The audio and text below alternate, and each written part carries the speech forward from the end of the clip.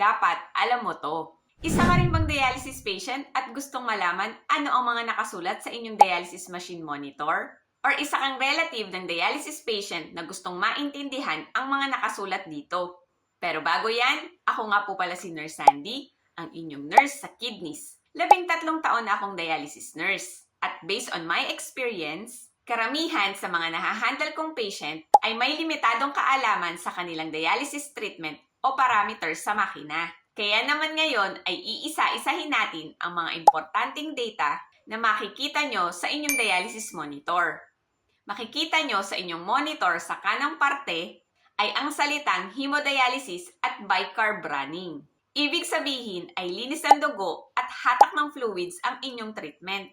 Meron din kasing ibang setup sa makina na tinatawag na isolated ultrafiltration. Ito ay puro hatak ng fluids lang at walang linis ng dugo.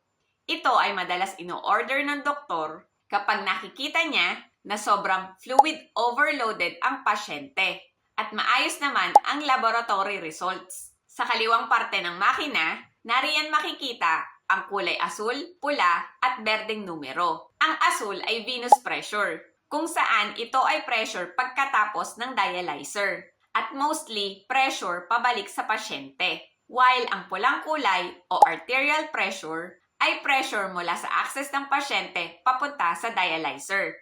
Kapag may problem sa access ng pasyente, tulad na hindi sapat ang dugo o flow sa makina, possible arterial alarm ito. Kapag naubo, kumain o gumalaw ang pasyente, arterial alarm din ito. Ngunit kapag malapit nang mag-clot ang inyong bloodline o dialyzer, venous pressure alarm naman ang makikita nyo. Ang berdeng kulay o TMP naman ay tinatawag na transmembrane pressure sa dialyzer. Ito ay difference ng pressure ng arterial at venous pressure. Kapag ito ay tumaas, indikasyon ito na may problem sa inyong filter o dialyzer. Mostly, clotted ang inyong linya, kaya hindi na makapasok sa dialyzer ang inyong dugo, na nagre-resulta ng increased TMP alarm sa makina. Ang bilog na makikita nyo sa inyong makina ay time remaining ng inyong dialysis. Ito ang oras na inyong kailangan upang matapos nyo ang inyong salang sa araw na iyon. Sumunod ay ang UF rate. Ito ang rate o dami ng fluids per hour na tinatanggal ng inyong makina. Ang example dito ay ang 876. Ibig sabihin, 876 ml ang kailangan tanggalin ng makina based sa nakaset na parameters. Next ay ang 1,330 ml. Ito ay ang eksaktong fluids na natanggal sa inyo ng inyong makina. Sa oras din na iyon, actual fluids na natanggal na ng makina sa inyo. At ang pinakaibaba na 2,500 based sa picture ay ang fluids na kailangan tanggalin ng makina kapag natapos mo na ang inyong dialysis. Ito ang total fluids na nahatak sa buong dialysis treatment. Based sa ating example, ang 2,500 o 2.5 liters ay dapat hatakin sa loob ng 3 oras. Kaya 876 ml per hour ang nasa inyong monitor. 2,500 divided by 3 hours. At sa 1 hour and 21 minutes remaining, 1,330 na ang natanggal ng inyong makina na fluids sa inyong katawan. Ang syringe o hiringgilya na inyong nakikita ay ang heparin. Ito ay kailangan upang hindi mamuo ang inyong dugo during dialysis at maging tuloy-tuloy ang pagdaloy ng inyong dugo sa dialyzer upang ito ay malinisan. Dahil nga nakalabas ang inyong dugo at exposed sa environment, malaki ang tsansa na ito ay mamuo. Kaya kailangan gamitan ng pampalabnaw o heparin habang kayo ay nakasalang. Ang dami nito ay depende sa order ng doktor. Ang mga pasyenteng may history ng pagdurugo, anemic o with possible operation, mataas ang BP o may home medication tablets na pampalabnaw ng dugo tulad ng aspirin, warfarin, apixaban at iba pa, ay hindi ginagamitan nito dahil sa mas mataas na tsansa ng pagdurugo. Kaya naman kung kayo ay nakakaranas ng menstrual period, may napansin na dugo sa ihi o dumi, dapat nyo itong i-report agad sa inyong nephrologist o dialysis nurse. upang itigil ang heparin at hindi na mag-cause ng further bleeding. Ang blood flow rate, 250 ml per minute, based sa picture ay ang bilis ng pag-ikot ng makina.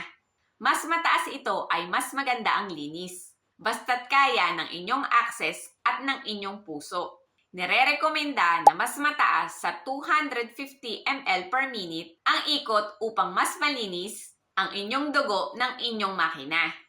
Bawat hemodialysis machine ay dapat na may naka-attach na pang blood pressure sa gilid.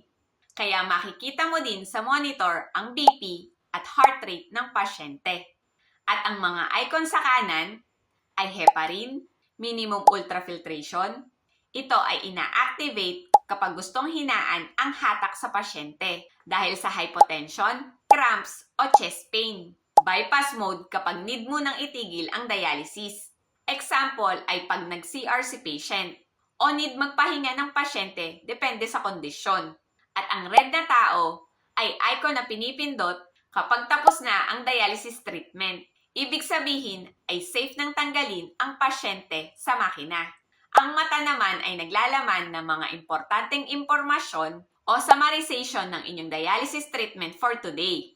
Take note lang po na may iba't ibang brand ang mga dialysis machine. Ngunit ang mga impormasyong ito ay halos magkakapareho din kung inyong mapapansin. Dahil naniniwala ako na napakahalaga na mayroon tayong sapat na kaalaman lalong-lalo na sa pagdadialysis upang mas makatulong at maunawaan natin ang mga ginagawa ng mga medical practitioner na kasakasama natin araw-araw. Dahil kapag inyo itong naunawaan, mas magiging madali na mag-comply o sumunod sa mga pinapayo sa inyo ng inyong doktor at dialysis nurse at nang mas maging maayos ang inyong bawat salang. Dahil ang kalaban natin dito ay ang kawalan ng sapat na kaalaman na nagre-resulta ng pagliban o hindi pagsunod sa inyong dialysis treatment na nauuwi sa mga seryosong komplikasyon. Kaya kung isa ka ring health advocate, join me in our group, Usapang Healthy and Wealthy PH. Doon ay magsama-sama tayong magbahagi ng ating mamumunting nalalaman kung paano alagaan ang ating kalusugan para sa ikauunlad ng ating pamumuhay. I hope nakatulong ang video na ito sa inyo. Paki-comment nyo naman dyan sa baba ang salitang alam ko kung naitawid ko ng maayos ang mensahe ng vlog na ito. Ayun lang po muna, hanggang dito na lang. Please like, share, and follow nyo na rin. Please follow nyo na rin po ako sa aking YouTube channel, Sandy Madeline Cruz. Dahil nagpo-post din po ako doon ng mga videos kung paano alagaan ang ating kalusugan para sa ikauunlad ng ating pamumuhay. Ayun lamang po muna, hanggang dito na lang. Huwag kakalimutan, true wealth is health. See you on my next vlog. Bye!